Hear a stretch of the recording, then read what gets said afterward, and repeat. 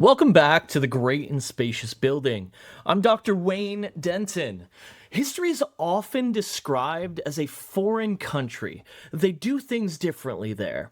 But in the study of Mormonism, history isn't a foreign country. It's a ghost that refuses to stop haunting the present. For the past 3 episodes, we have walked the tunnels of the Koyle Relief Mine. We've examined the life of Bishop John H. Koyle, a man who claimed to see the future, who spoke with angels, and who convinced thousands of faithful Latter-day Saints to invest their lives and fortunes in a hole in the ground near Spanish Fork, Utah. To the modern observer, and certainly to the modern leadership of the LDS Church, the story of the relief mine is a cautionary tale. It is the story of delusion, of folk magic gone wrong, of authority misplaced. It ends, as we discussed last week, with excommunication and the condemnation of Koyle's work as spurious and uninspired. But today, in this final installment of our series, we're going to do something that the institutional church has arguably been trying to avoid for nearly a century. We're going to take the specific arguments used by the church to destroy Bishop Koyle, specifically the rationalist arguments of Apostle James E. Talmage, and we're going to turn them around. We're going to aim those arguments directly at the foundation of the restoration itself. This is not meant to be an exercise in cynicism. It is an exercise in historical consistency. Because here is the uncomfortable truth that lies at the bottom of the dream mine. John H. Koyle was not an anomaly. He was not a mutant branch on the tree of Mormonism. He was, in fact, the most authentic living representation of 19th century Mormonism that the 20th century ever saw. He looked like Joseph Smith. He acted like Joseph Smith. He used the same tools, claimed the same powers, and sought the same kind of relief for his people. And that was his crime. By the 1930s, the Church of Jesus Christ of Latter-day Saints was desperately trying to become American. It was shedding polygamy and shedding its communitarian economics and shedding its magical worldview. It wanted to be rational. It wanted to be respectable. So when Bishop Koyle stood up and said, "An angel showed me where the gold is buried," the church had to crush him. But in doing so, they created a paradox, a theological trap of sorts, that threatens to swallow their own origin story.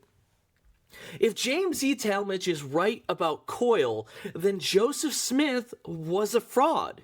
If Joseph Smith was a prophet, then James E. Talmage's arguments against Koyle are invalid. Today we're going to explore the Talmage Paradox. To understand this collision, we first have to understand the man who led the intellectual charge against John Koyle, Elder James E. Talmage. Talmage was a singular figure in Mormon history. Born in England, educated at Lehigh University and Johns Hopkins, he was a geologist, a scientist, and a deeply rational thinker. He's the author of Jesus the Christ and the Articles of Faith, books that systematized Mormon theology, stripping away much of the wild speculation of the Brigham Young era and presenting a polished, logical version of the faith. Talmage represented the new Mormonism of the early 20th century. He believed that true religion and true science could not be in conflict. He was a man of the laboratory and the lecture hall. So imagine this man's reaction when he hears about a bishop in Spanish Fork who claims that ancient Nephites hid gold in a mountain, the gold is guarded by spiritual sentinels, the ore moves through the rock like a fish through water, avoiding the miner's picks until the time is just right. To a geologist like Talmage, this wasn't just bad theology, it was offensive nonsense. It was folk magic. It was superstition. It was everything the church was trying to leave behind in its march toward respectability.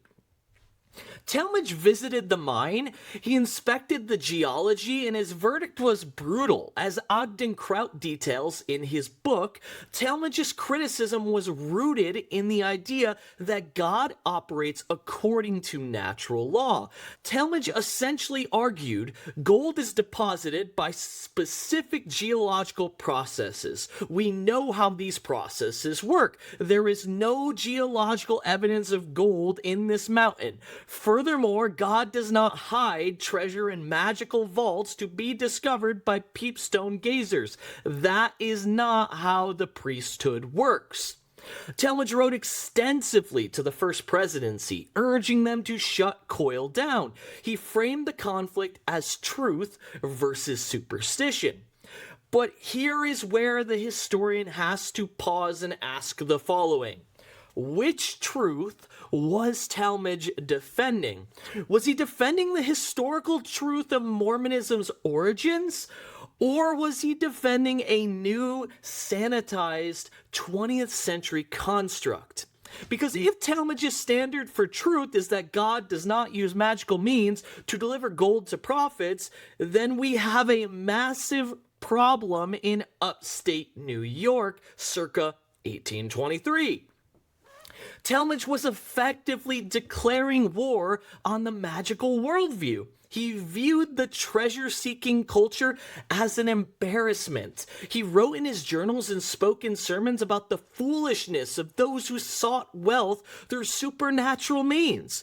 But in condemning the foolishness of the Koylites, Talmage was implicitly condemning the foolishness of the Smith family and the early supporters of the Mormon journey.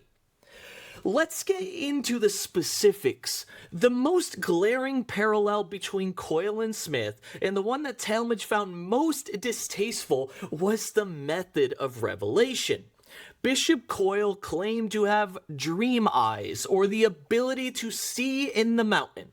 While he often relied on dreams, the mechanism was identical to the seer tradition, a visual revelation of a physical object hidden in the earth. His followers often used dowsing rods or other folk instruments to confirm the location of tunnels in the mountain. Now let's jump back to Joseph Smith. Before he was a prophet, Joseph was a village seer. He was a money digger.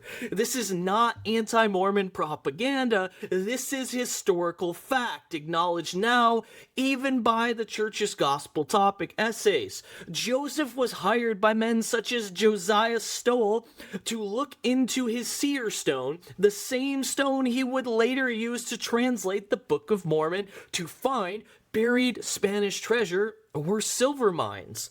Joseph was put on trial in 1826 in Bainbridge, New York for being a glass looker, a disorderly person who deceived people by claiming to see treasure in a stone. The parallels are not vague, they're exact. So, the context here. Both men lived in a time of economic anxiety. Both sought relief through supernatural means. The instrument for both of these men, Smith used a stone in a hat, Koyle used dreams and visionary sight. Both are technologies of folk scrying. The object, well, both men are seeking gold. Joseph sought buried coins and eventually the plates given to him, the directions given to him by the angel Moroni. Koyle sought buried ore and coin. The guardian, this is critical here. In the 1820s money-digging folklore, buried treasure was always guarded by a spirit. If you didn't follow the ritual perfectly, the treasure would slip away through the earth. Joseph Smith's early accounts of the gold plates are drenched in this folklore. Moroni was initially described not as an angel in white robes, but as a guardian spirit who would strike Joseph down if he touched the plates with any thoughts of greed in his heart. Bishop Koyle's mine was exactly the same. He told his miners that the gold was moving in the mountain. He said the sentinels were guarding it. He said that if they weren't righteous enough, the treasure would retreat deeper into the mountain. Do you see the pattern? John Koyle was practicing Joseph Smith's Mormonism, not the religion of the 1930s corporate church, but the religion of the 1820s and 1830s frontier. So when James E. Talmage attacks Koyle saying, "It is ridiculous to believe that gold moves through the rock or is guarded by spirits," he is calling the foundational event of the restoration ridiculous. If the slippery treasures of the relief mine are a delusion, then the slippery treasures of the Hill Cumorah, a phrase actually used in the Book of Mormon, Helaman 1331, they must also be a delusion. Talmage, the scientist, could not accept the magical worldview of Koyle, but as an apostle, he was required to accept the magical worldview of Joseph Smith. This cognitive dissonance is the defining characteristic of 20th century Mormon apologetics. They had to kill the living practitioner to save the dead prototype. Let's now look at the motivation. This is another area where the church's critique of Koyle backfires spectacularly. The church argued that Koyle was leading people astray by focusing on temporal salvation rather than spiritual salvation. They argued that the purpose of the gospel is to save souls, not to dig for gold. They painted Koyle as a materialist, a man distracted by the glitter of wealth. But let's look at the history of the restoration once again. The Book of Mormon itself is the story of a buried treasure. It is a record written on gold plates, literal physical wealth buried in the ground. When Joseph Smith first went to the Hill Cumorah in 1823, his initial thought, by his own admission, was how much the plates were worth. He wondered if they could solve his family's crushing poverty. The angel had to rebuke him, shocking him, so they could not pick them up. But even after the rebuke, the temporal nature of the kingdom was central to early Mormonism. The Kirtland Safety Society, an attempt to create a bank and generate wealth for the saints, it failed, much like the Koyle Mining Company. The Salem treasure hunt of 1836, this is sort of a smoking gun. Joseph Smith took other church leaders to Salem, Massachusetts, because he received a revelation, D&C 111, that there was much treasure in the city waiting for them. They were looking for money to pay church debts. It was a divine treasure hunt. Bishop Koyle Relief Mine was almost a carbon copy of the Salem expedition. Koyle's argument was, the church is in debt, the saints are poor, God has a treasure to help us, I have seen it. Joseph Smith's argument in 1836 was, the church is in debt, the saints are poor, God has a treasure to help us, I have seen it. The only difference is that Joseph Smith is the founder, so his failed treasure hunt is canonized as a mysterious lesson from the Lord. John Koyle is a local bishop, so his failed treasure hunt is apostasy. This is the argument from authority, and it is the only card the church had left to play. They couldn't argue on the merits of the claim because the claims were identical. They could only argue on the hierarchy of the claimant. Talmage and the other leaders had to assert that God stopped doing treasure magic after Joseph Smith died. They had to draw a line in the sand of history and say everything before 1844 is scripture, everything after that, if it looks like this, is superstition.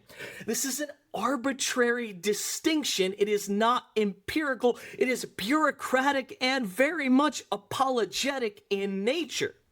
Now we arrive at the crux of the episode, the Talmage Trap itself. James E. Talmage was a man of integrity. He truly believed he was protecting the saints from a fraud. He looked at the relief mine, saw the geological impossibility, and called it out. But in doing so, he codified a standard of evidence that the church cannot survive. Talmage's logic relies on naturalism. He appeals to the laws of geology.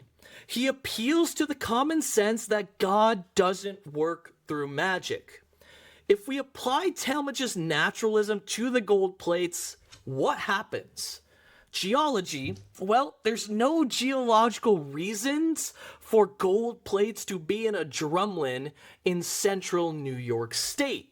If we apply metallurgy as a form of thinking, a stack of gold plates of the dimensions described would weigh upwards of 200 pounds, far too heavy for Joseph to run while fighting off attackers and seemingly breaking his hand along the way. Translation? Well, there's no linguistic mechanism for a rock and a hat to translate Reformed Egyptian into English at this time. If Talmage were to travel back in time to 1829 and visit the Whitmer farm, applying the same rigor he applied to the Koyle mine in 1930, he would have had to conclude that Joseph Smith was involved in fraudulent activity. He would have to say, Joseph, rocks don't transmit text. That is scientifically impossible. This is superstition. So the church is stuck in a bind. To destroy Koyle, they embraced rationalism. To save Joseph, they must embrace magic. You cannot have both. You cannot be a rationalist on Tuesday to fight the Koylites and a mystic on Sunday to preach the restoration. This schizophrenia is what haunts modern Mormonism today.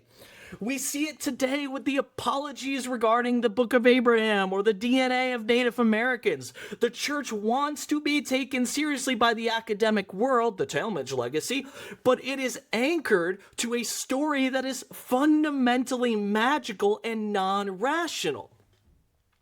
Bishop Koyle is the wedge that splits these two identities apart. He forces the church to choose. And in 1947, by excommunicating him, the church chose rationalism.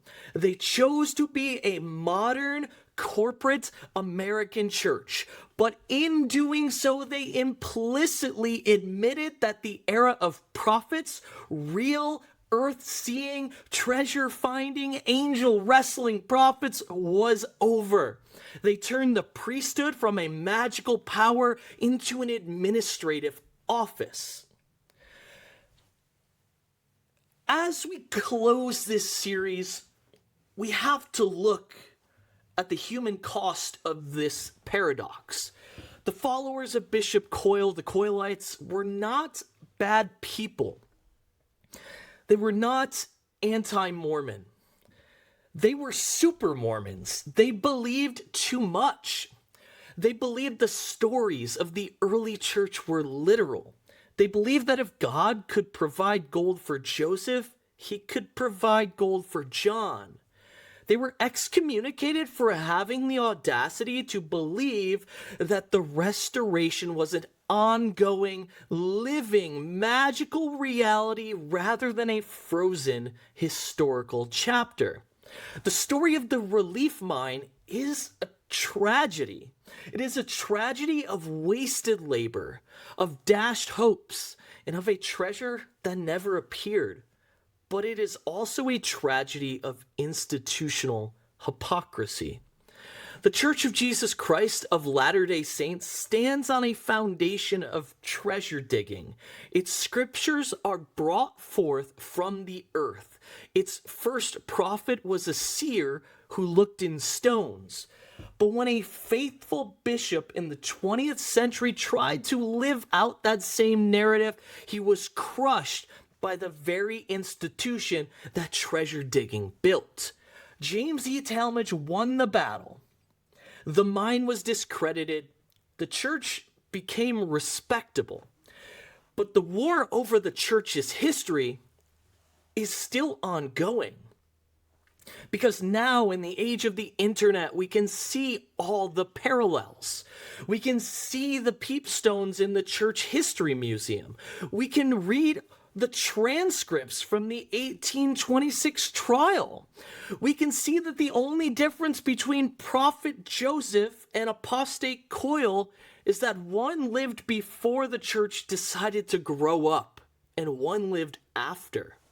Koyle was a fossil, a living, breathing remainder from the primordial ocean of 1830s Mormonism, swimming in the sterilized pool of the 1940s. He had to be removed, not because he was false, but because he was too uncomfortably true to the original.